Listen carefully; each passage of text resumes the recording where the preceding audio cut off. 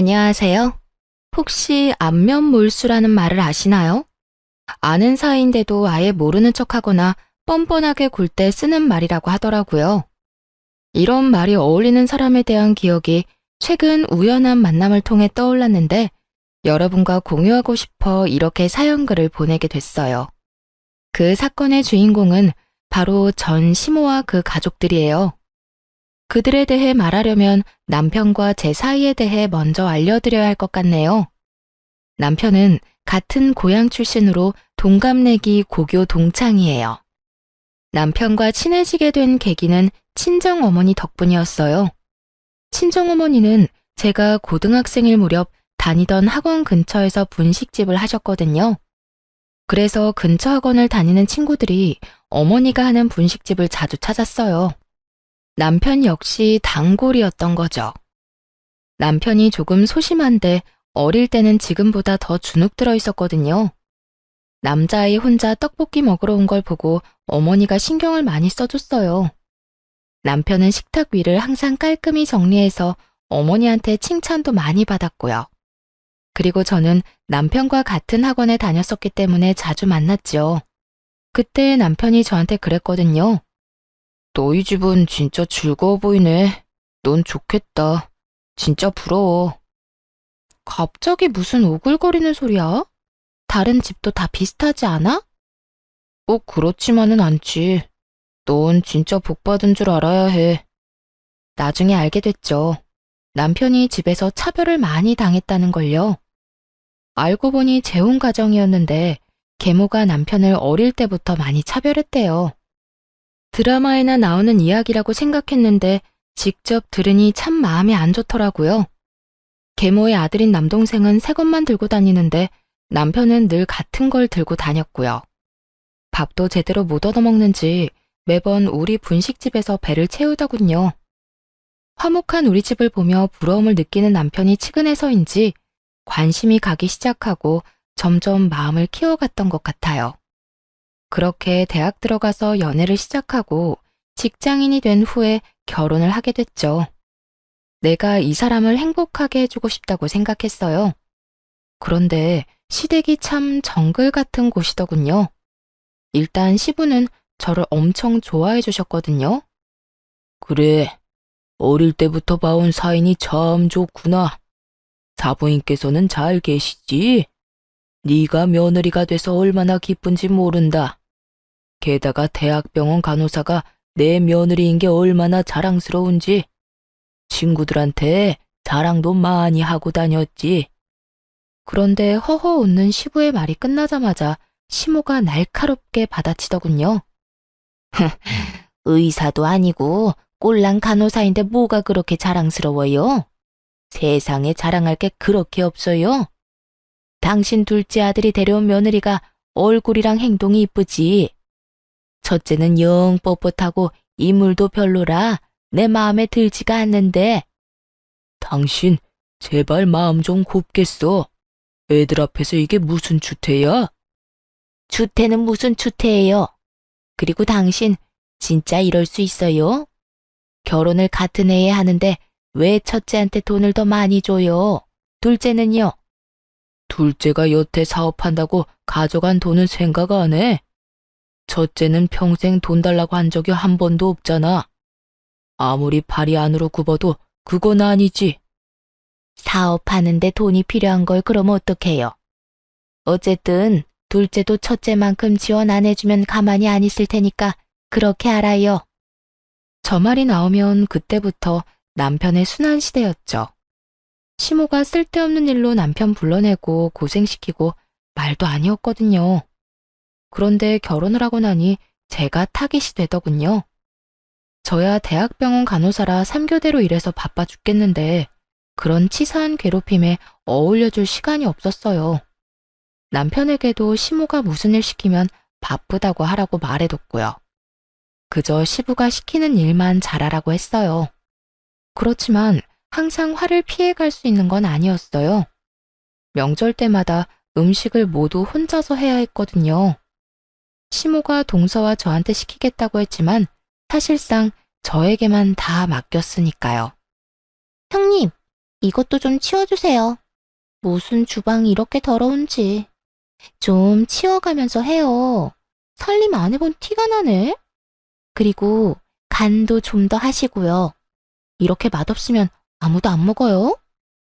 시모를 등에 업고 동서는 사람 좋은 얼굴로 온갖 일을 다 시켜댔어요.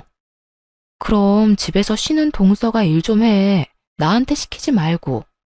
그리고 아버님 몸 안 좋으신 거 몰라? 간 세게 했다가 아버님 병원 가시면 동서가 수발 들 거야. 무슨 말을 그렇게 하세요? 전 그냥 맛없다고 한 것뿐이죠. 그리고 지금 저 일 안 한다고 무시하세요? 제가 남편한테 얼마나 신경을 많이 쓰는데요. 그럼 좀 가서 도련님한테 신경이나 쓰든가. 왜 입으로 혼수나둬? 미리 말하지만 여기 아버님도 같이 계신 거 알지?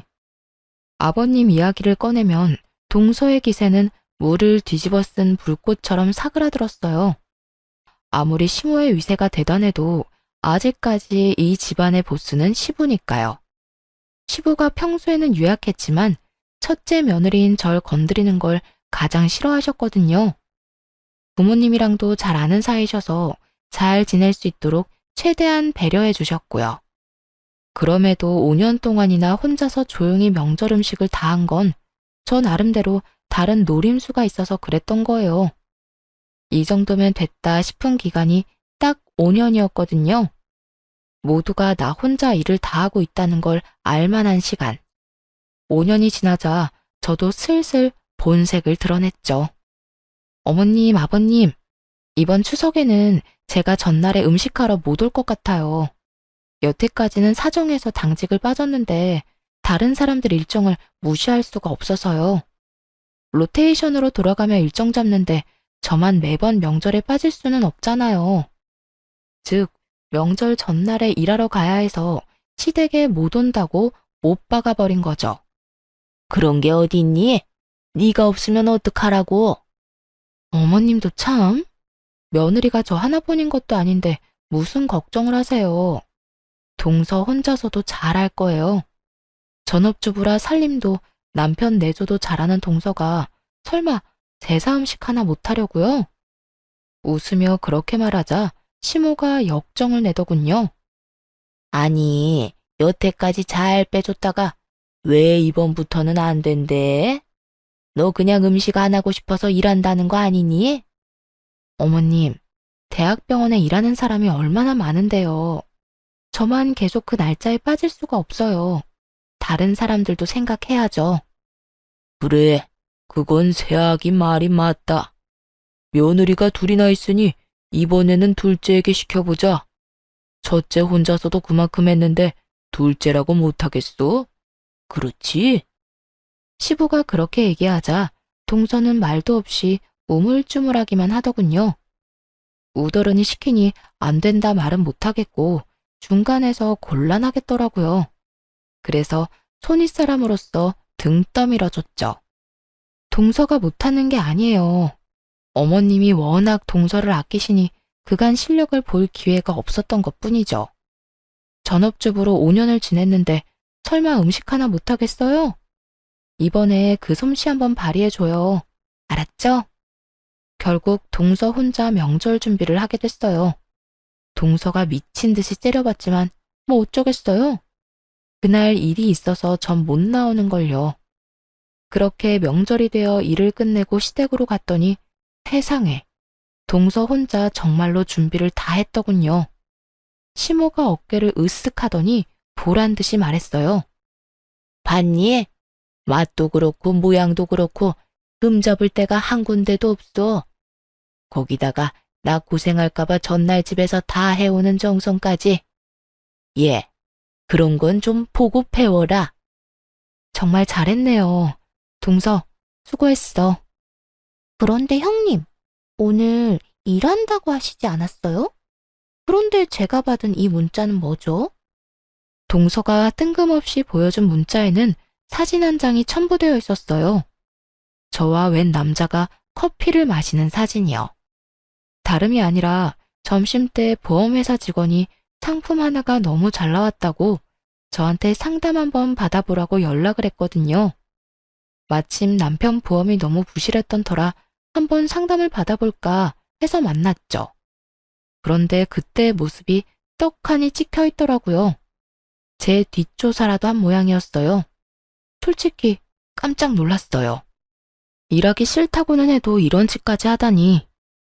동서는 바쁘지도 않았어? 어떻게 음식 준비하면서 이런 사진까지 다 찍었대? 말 돌리지 말고 이야기나 해주세요. 오늘 일하신 거 맞아요? 그러자 옆에 계시던 시고모님이 대답을 빼앗아 갔어요. 질부, 오늘 병원 출근한 거 맞다? 내가 오전에 질부 병원에 병문안을 가고 오후에는 진료를 보러 갔거든. 그때 다 있었어. 이 사진은 점심시간에 찍힌 것 같은데. 점심 밖에서 먹었니? 네, 보험회사 직원이에요. 저는 딱히 필요가 없는데 남편 보험이 부실하더라고요. 실손보험 외에 다른 보험은 하나도 없어서 잘 됐다 싶어서 만난 거였고요. 그런데 동서는 어디서 이런 문자를 받았어? 남편이 근처 지나다가 형님을 봤다고 해서 찍은 거예요. 아니면 됐어요. 식사나 하세요.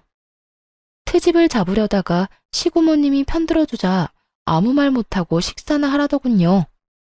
그렇게 식사를 하다가 중간에 나서서 말했어요. 그런데 동서, 솜씨가 정말 좋다. 너무 맛있는데? 그렇지 않아요, 아버님? 그래, 둘째 며느리가 생각보다 요리 솜씨가 굉장히 좋구나. 고모님도 맛있으시죠? 그래, 첫째 질부한테는 좀 미안한 말이긴 한데 둘째 솜씨가 굉장히 좋아. 간도 딱 좋고. 저한테 미안하실 게 뭐가 있어요. 사람들한테 맛있다는 말을 들으니 동서도 기분이 좋은 모양이더군요. 덩달아 옆에 있던 시모도 자신만만한 표정으로 저를 쳐다봤고요. 그 모습이 너무 웃겨서 그저 웃었어요. 그리고 이렇게 말해줬죠. 그럼 앞으로는 동서가 음식 준비하면 되겠네. 사실 내가 요리를 너무 못해서 항상 죄송하고 민망했거든. 동서 요리 솜씨가 이렇게 좋은데 그걸 뭐하러 썩혀? 그냥 명절마다 이렇게 다른 사람들도 즐길 수 있도록 하면 될 것 같아. 제가 왜요? 이때까지 형님이 다 하셨잖아요. 어른들께서도 동서 솜씨가 참 좋다고 하시잖아. 좋은 솜씨 그렇게 썩히는 거 아니야. 그리고 아버님, 어머님, 다음부터는 명절 전후로 빠지기가 조금 힘들 것 같아요. 제가 진급을 해서 쉬는 날 빠지기가 곤란해졌어요. 동서가 음식도 잘하고 이렇게 다들 좋아하시니 양해를 좀 구해볼게요. 괜찮죠? 뭐 그렇게 바쁘다고 집안일에 도움 안 되는 너보다 둘째가 훨씬 낫구나. 그럼 그렇게 해라. 너희 시아버지도 둘째 솜씨를 더 좋아하시니. 시부에게 이참에 잘 보일 생각이었는지 시모가 웬일로 허락을 하더군요. 저야 그저 웃음이 날 뿐이었죠. 뒤에 있는 동서 표정이 썩는 것도 모르고 자기 마음대로 결정해버렸으니 그때 동서가 급하게 대화에 끼어들더군요. 왜 그래?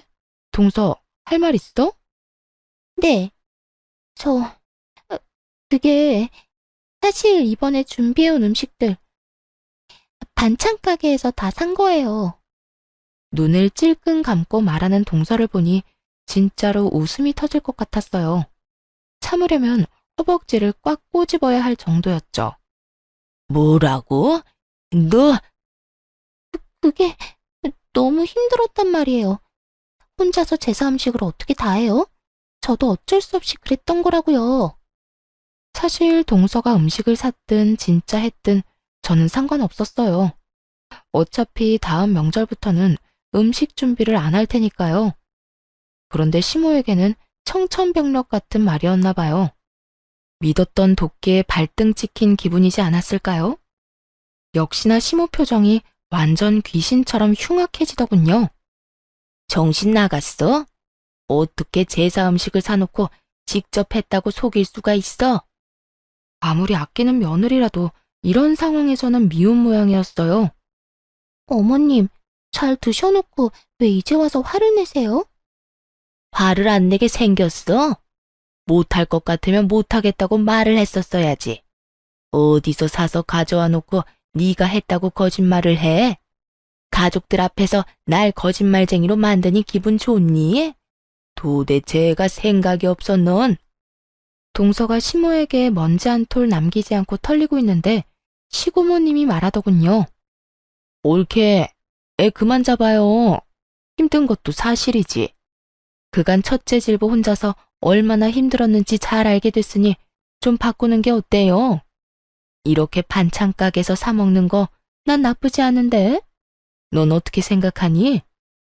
저도 뭐 괜찮네요, 누님. 안 그래도 매번 첫째 아가 혼자 고생하는 거 보고 마음이 쓰였는데 다음부터는 그냥 음식 사서 제사 지내도록 하자. 다들 그러시다면 어쩔 수 없죠. 결국 시모는 어쩔 수 없이 모두의 의견에 동의할 수밖에 없었어요. 동서를 밀어주려 했는데 그간의 제 노고만 빛났으니 얼마나 속이 쓰렸겠어요.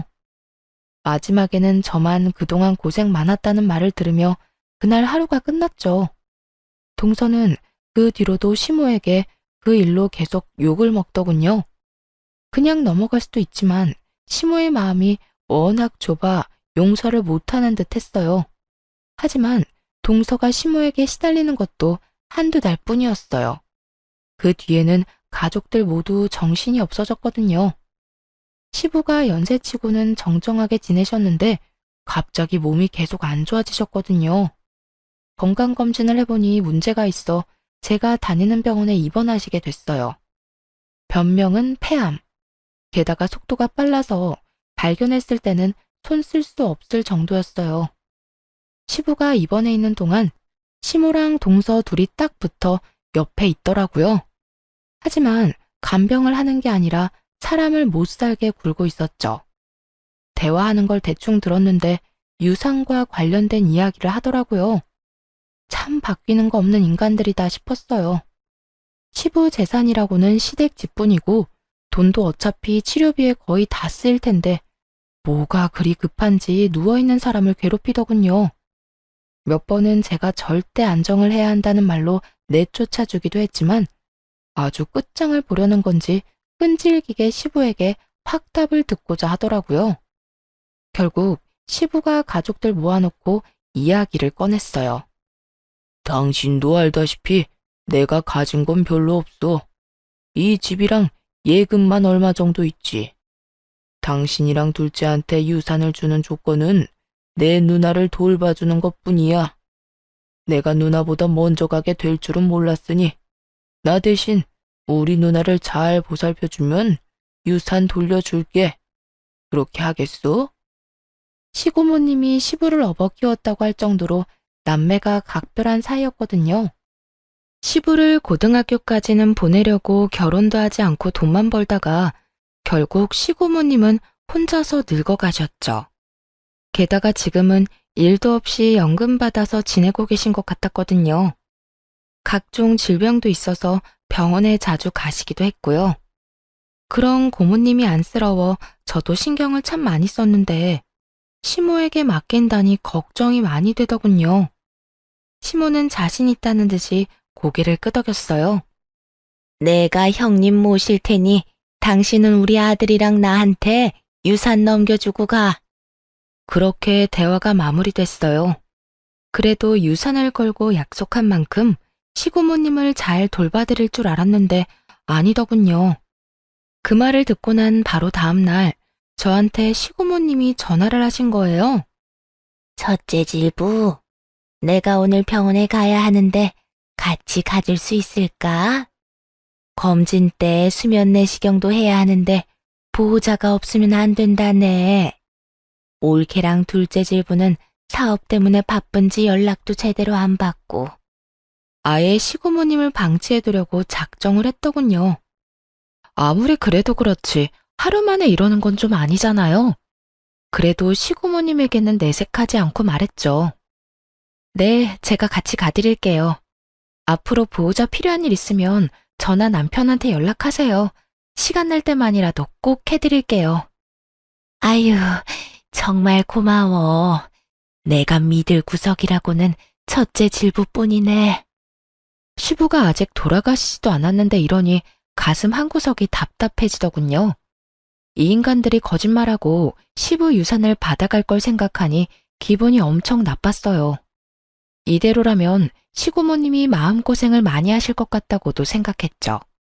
그리고 그로부터 몇 달 뒤에 시부가 돌아가시면서 제 걱정은 현실이 됐고요. 장례도 치르기 전 모두를 불러 시모가 이야기하더군요. 네 아버지 돌아가셨으니 우리는 이제 남인 거 알지?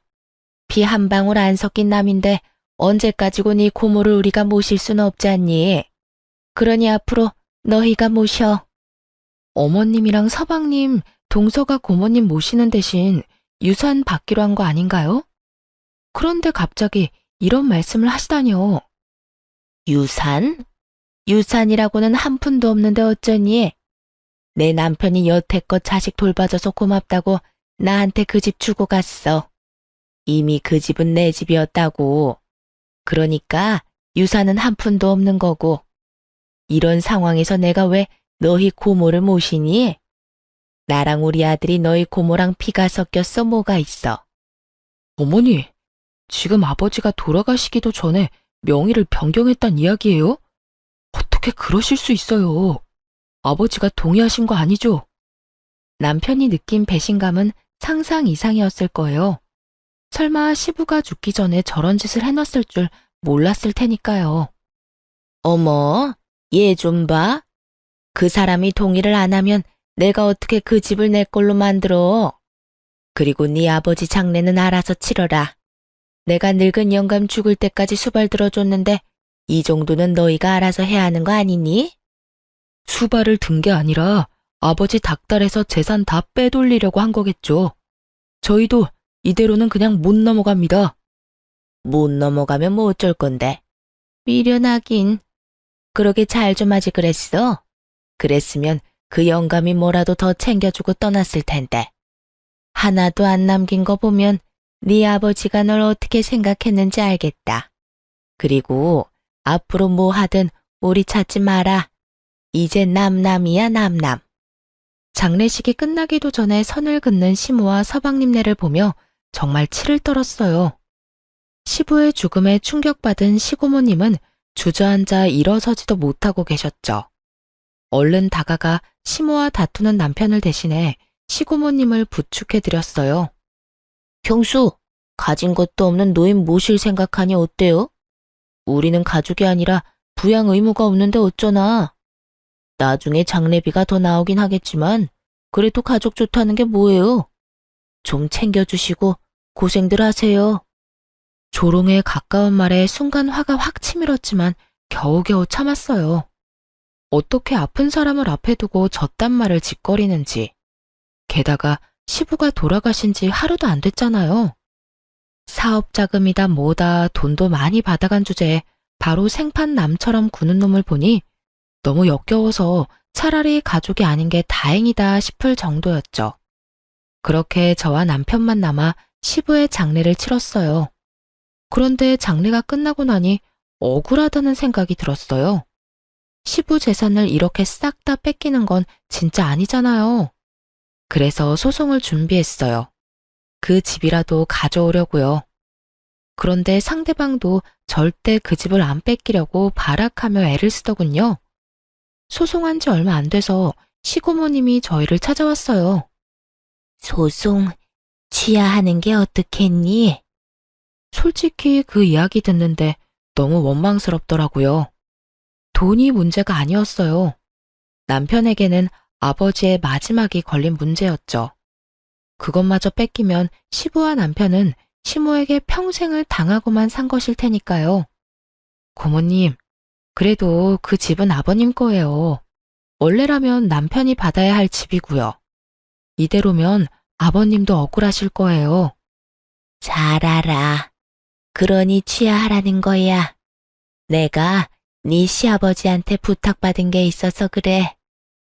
뭔지는 잘 모르겠지만 돌아가신 시부에게 부탁받은 게 있다니 일단 소송을 취하하기로 했어요. 그러자 시모와 서방님이 찾아왔더군요. 그래, 잘 생각했다. 그러게 패할 소송을 왜 하니? 변호사가 딱 봐도 너희가 질 것 같다고 한 거니? 그래서 소송 취하한 거야? 이렇게까지 캐묻는 이유는 단순했어요. 자기들이 변호사에게 좋은 소식을 듣지 못한 거죠. 사실 법정 다툼으로 가면 불리해지는 건 그쪽이었거든요. 재혼 부부인데 혼인신고도 안 했고 유언도 없는데 증여로 유산을 받았다기엔 시부의 마지막 정신이 온전한지도 모르고 다툼을 해볼 여지가 충분한 비정상적인 증여였으니까요. 그런데 저희가 소송을 취하하니 무슨 꿍꿍이가 있다고 생각하고 온 것 같더라고요. 그때 시고모님이 나타나서 시모에게 물었어요. 옳게 얘기 좀 들어봅시다.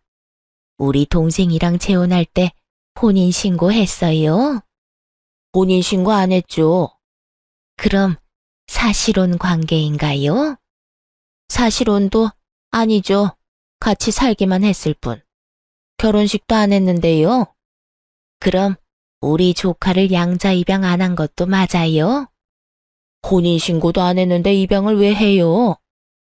그럼 올케 자식도 법적으로는 우리 동생 아들이 아니겠네요. 네, 우리 진짜 남이라니까요. 남. 그런데 이런 건 왜 꼬치꼬치 캐물어요? 저는 시고모님이 미리 말씀하신 대로 두 사람의 대화를 녹음 중이었어요. 이야기를 들을수록 시모가 시부의 재산을 빼돌렸다는 의심을 지울 수가 없었어요. 그런데 시고모님이 갑자기 웃으며 종이를 하나 꺼내시더라고요. 그럼 계산이 간단해서 좋네요. 지금 그 집 소유주가 올케 맞죠? 그 사람이 진짜 명의를 나한테 넘겨주고 죽었다니까요. 그런데 이게 뭐야? 시고모님이 건넨 서류를 슬쩍 훑던 시모가 깜짝 놀라 소리를 꽥 지르더군요. 내가 그 집 소유주한테 그 집을 담보로 돈을 빌려줬어요. 이건 그 차용증이고요.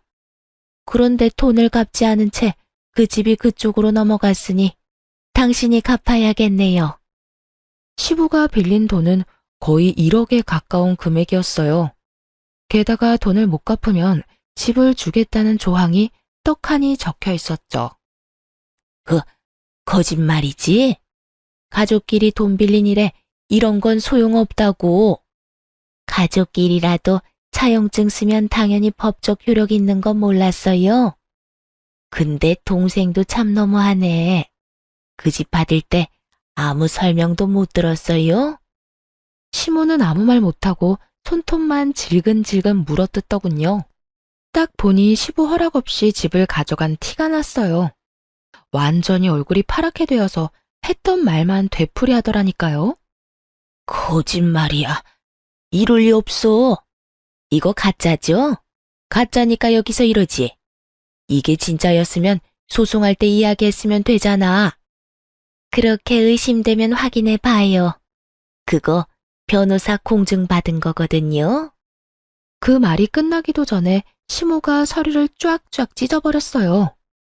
이런, 원본은 당연히 변호사가 가지고 있어요. 그러니까 사본은 얼마든지 찢어도 상관없어요. 평온한 시고모님 말투에 시모는 미쳐버리기 딱 일보 직전이더라고요. 왜냐면 시모가 가져간 그 집에는 이미 은행을 통한 담보대출도 잡혀 있었거든요. 상속받자마자 소송으로 뺏길 수도 있다고 생각해서 그런지 서방님이 이미 그 집을 담보로 대출을 신청했더군요. 이 집 담보대출 받아서 그만큼 돈 못 줘요. 그럼 올케가 1억을 나한테 줘야지. 아니면 대출 받은 사람이 주든가. 그러면서 시고모님이 바라보자 서방님이 고개를 대뜸 젓더군요. 안 돼요. 이미 사업자금으로 다 들어가서 뺄 수도 없어요. 너 모아둔 돈도 없니? 지금 그 집 뺏기면 엄마 살 곳도 없어. 내가 무슨 돈이 있어요. 넌 돈도 한 푼 없는 애가 무슨 사업을 하겠다고 난리야. 그리고 그 돈은 보관만 하기로 한 거잖아. 그런데 그걸 냅다 다 썼다고?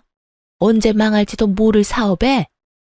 이제 시모와 서방님이 아주 박 터지게 말다툼을 하더군요. 어쨌든 난 돈 없으니까 엄마가 알아서 해요. 엄마는 이런 것도 안 알아보고 도대체 뭐 한 거예요? 그렇게 아들이 못 준다고 버티는 통에 결국 시모는 집을 팔아서 마련해야 했어요.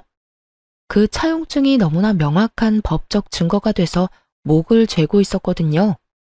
집 담보대출 받은 금액이 빠지고 시고모님께 1억까지 주고 나니 남는 건 5천 정도 뿐이더군요. 시모가 시고모님께 돈 갚으러 왔을 때 저희 부부와 서방님 부부도 있었거든요. 그때 시모가 서방님과 동서에게 말하더군요. 이제 난 돈도 집도 없다. 1억 준 거나 마찬가지니 너희가 날 모시고 살아야 해. 어머님, 저희 집 좁아요. 그런데 어머님을 어떻게 모셔요? 그러지 마시고 5천으로 월세 집이라도 하나 계약하세요. 그럼 월세를 너희가 내줄 거니? 월세를 왜 저희가 내드려요? 요새 나이 들어도 다들 일하고 돈 벌어요. 어머님도 돈 벌어서 월세 내시면 되죠. 이 빵알년이 어디서 싸가지 없게 그런 소리를 짓거려? 내가 나이가 몇인데 지금 나가서 무슨 돈을 벌어? 그러려고 너희한테 돈 다 갖다 바친 줄 아니? 그리고 야, 아들, 넌 네 마누라가 저딴 소리 하는데 왜 이렇게 태연해? 부모가 자식한테 돈 주는 건 당연하잖아요. 그거 가지고 이런 식으로 구는 건 말이 안 되죠. 솔직히 와이프가 틀린 말 한 것도 없고 우리는 어머니 수발 못 두니까 알아서 사세요. 솔직함을 넘어선 아들의 말에 시모는 너무 열받았는지 욕을 하고 난리가 났어요. 저희가 느꼈던 배신감을 고스란히 느끼는 듯 했죠. 이 미친놈이 내가 너한테 어떻게 했는데 감히 이딴 식으로 내 뒤통수를 쳐? 이 버러지 같은 놈. 그러는 엄마야말로 알아보지도 않고 일 저질렀잖아요. 그 바람에 애꿎은 우리가 이 고생을 하고 있고 그게 내 탓은 아니지. 서로 물고 뜯고 하는 장면을 보니 어찌나 유쾌하던지 끝까지 남탓만 하는 걸 보니 둘이 역시 모자구나 싶었어요. 그런데 그때 시고모께서 그러시더군요. 너희 아버지도 참 짓궂어. 이렇게 될 줄 알고 그 집을 넘겼겠지. 나한테도 그랬거든. 너희 엄마가 날 아예 신경도 안 쓰면 이 차용증으로 혼내주라고. 그래도 한 몇 달간 돌보는 신용은 할 줄 알았는데 그러지도 않더라. 날 잘 돌보는 사람한테 유산 넘겨주라고 했는데 남남이란 쪽은 신경 꺼도 되겠지? 자, 이 1억은 너희 거야. 소송 취하하기 잘했지? 뭐하러 귀찮게 소송을 해? 이렇게 쉬운 방법이 있는데. 시고모님은 1억을 시모가 보는 앞에서 바로 남편에게 넘겼어요. 그걸 보고 있던 시모와 서방님 얼굴이 진짜 볼만하게 일그러지더군요. 우와, 아버지 진짜 사람 뒤통수를 이렇게 친다고? 뒤통수는 서방님, 아니, 그쪽이랑 그쪽 어머니가 쳤겠죠. 아버님은 그거 미리 예상하고 막아두신 거고. 아버지라는 말 입에 담지도 마세요. 남이라면서. 남의 아버지를 왜 자기 아버지래? 정신 나갔어요? 매섭게 쏘아붙이자 서방님은 말도 못하고 빤히 쳐다만 보더군요. 왜요? 내가 틀린 말 했어요? 언제는 남남이라면서요. 아버지 아니라며. 피 한 방울 안 섞였다며. 형수, 진짜? 누가 당신 형수야? 한 번만 더 형수라고 불러봐요. 가만 안 둘 테니까. 확실하게 선을 긋자 서방님이 어이없다는 표정으로 보더군요. 제가 이렇게까지 맞설 줄은 몰랐나 봐요.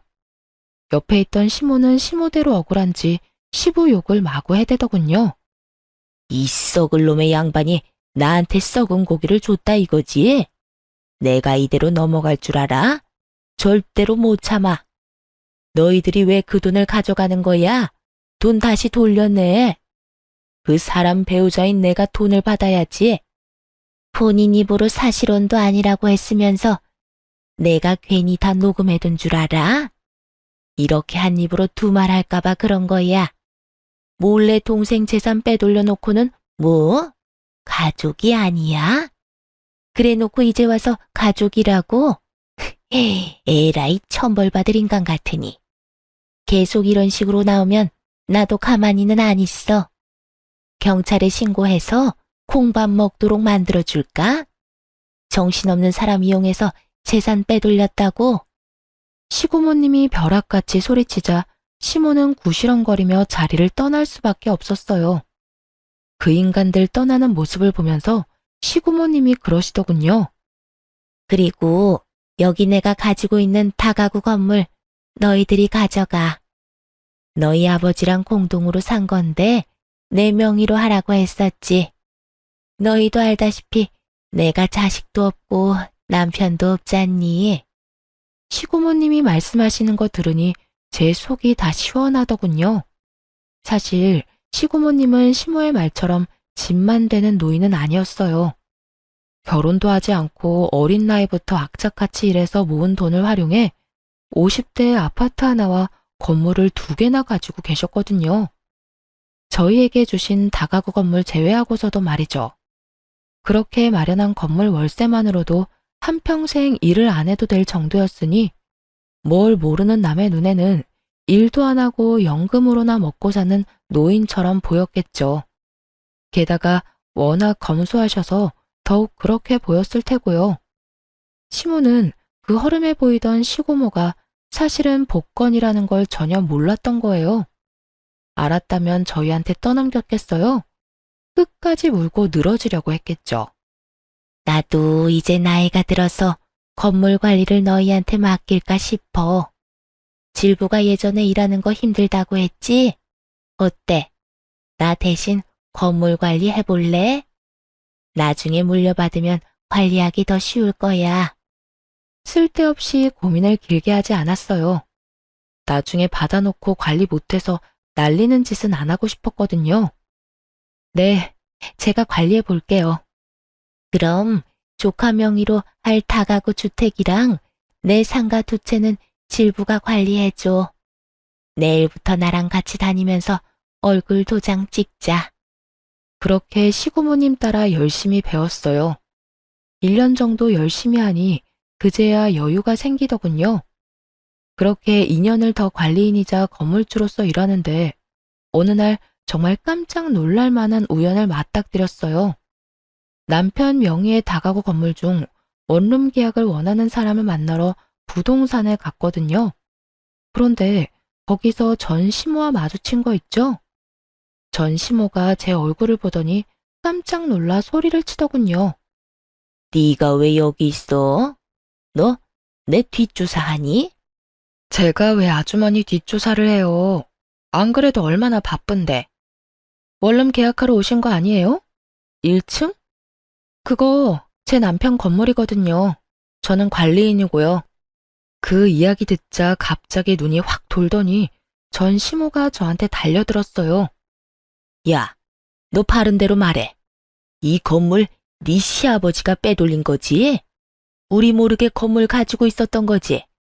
어쩐지 그 짠돌이 같은 영감이 너무 아무것도 없기는 했어. 이거 다 사기인 거 알아 몰라? 내가 소송해서 다 되돌려 놓을 거야. 소송이요? 아주머니가 무슨 자격으로 소송을 하세요? 잊으셨어요? 본인 입으로 제 시아버지랑 아무 관련 없다고 말씀하셨잖아요. 혼인신고도 안 했다. 사실혼도 아니다. 첫째를 양자 신청도 안 했고 아주머니 자식도 시아버지 자식 아니라면서요. 그런데 도대체 어떤 자격으로 소송을 한다는 말이세요? 제 말에 전 시모가 순간 말을 못 잇더군요. 그럴 수밖에요. 그때 시고모님 부탁으로 전부 다 확실하게 녹음해 놨으니까요. 원본이 아직도 저한테 있는데 소송한들 법원에서 받아줄 리도 없고요. 그래도 내가 저를 키운 정이 있는데 어떻게 그놈이 그럴 수가 있어? 이런 식으로 아버지 재산 빼돌려서 내 뒤통수를 치다니. 아이고, 억울해서 못 살겠네. 신세 한탄을 시작한 전 시모를 보며 피식 웃어주고는 말했죠. 그러게, 처음부터 고모님한테 잘 좀 하시지 그랬어요. 그 재산들 다 아버님이 고모님한테 맡겨두셨더라고요. 결과적으로는 저희가 좋게 됐죠. 아주머니가 대박 복권이나 다름없는 고모님을 저희한테 맡겨주셔서요. 그렇다고 고맙다는 뜻은 아니에요. 아버님 부탁 다 무시하고 욕심내다가 이렇게 된 거면서 뭐가 그렇게 억울해요? 그럼 억울하지 안 억울해? 네 시아버지 그 인간이 내가 자기 누나 안 돌볼 거 알고 미리 손 쓴 거였어. 그걸 알았으면 이런 짓을 했겠어? 그러니까요. 자기가 잘못된 선택을 해놓고 왜 남 탓을 해요? 대신 사랑에 맞지 않는 아드님이랑 며느리 덕 좀 보세요. 그런데 그것도 쉽지 않나 봐요.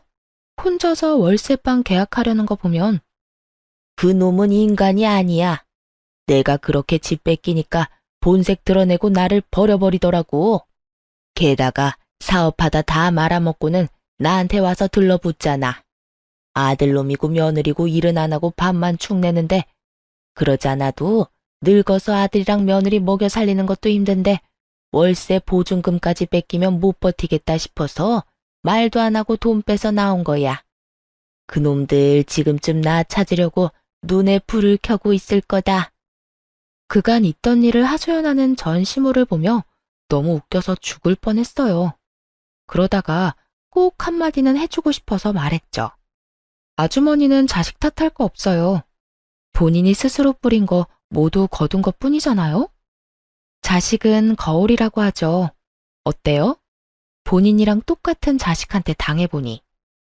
그리고 그동안 남편이 당한 것도 떠올라 말해줘야겠다 싶었어요. 그러게 처음부터 마음을 곱게 썼으면 이런 꼴은 안 받겠죠. 제 남편은 참 착한 사람이라 은혜를 입으면 간도 쓸개도 다 빼줄 사람이거든요. 지금은 부모님이 안 계셔서 대신 처가에 얼마나 잘하려고 애쓰는지. 얼마 전에는 부모님 모시고 해외여행까지 다녀왔으니 말 다 했죠. 구구절절 다 맞는 말이라 전 시모는 아무 말 못하고 한숨만 푹푹 쉬더군요. 마음만 곱게 썼다면 자신이 누릴 수도 있었을 거라 생각하는지 더 후회스럽고 짜증이 난 것처럼 보였어요. 계약은 안 하는 걸로 할게요. 나중에 안 나가겠다고 할지도 모르고 보호자가 와서 난리칠지도 모르잖아요. 이 위험이 뻔히 보이는데 계약을 하는 건 좀 무리네요. 너 정말 1억이니? 그래도 우리가 한때는 가족이었는데. 야박하게 굴지 말고 좀 해주렴. 이 근방에서 여기가 제일 저렴하고 깨끗하던데. 가족? 우리가 언제 가족이긴 했나요? 대놓고 사람 차별하고 괴롭혀놓고 이제 와서 아쉬우니까 가족 운운하지 마세요. 본인 입으로 아무런 관련 없는 사람이라고 했으니 엮일 생각하지 마시고요. 그렇게 대놓고 핀잔을 주자 전 시모는 결국 계약도 못하고 떠났어요. 나중에 그 이야기를 전해드리자 시고모님이 엄청 웃으시더군요. 그 자리에 없었던 게 너무 아쉽다면서요. 하긴 동생을 배신한 그 사람이 패가망신하는 모습을 정말 보고 싶으셨을 거예요.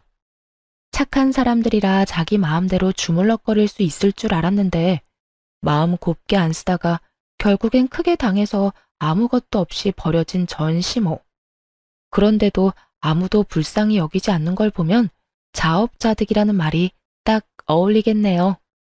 오랜만에 악연을 만나고 그때가 떠올라 사연 써봤는데 잘 들으셨나 모르겠네요. 모두들 행복하고 즐거운 하루 되세요.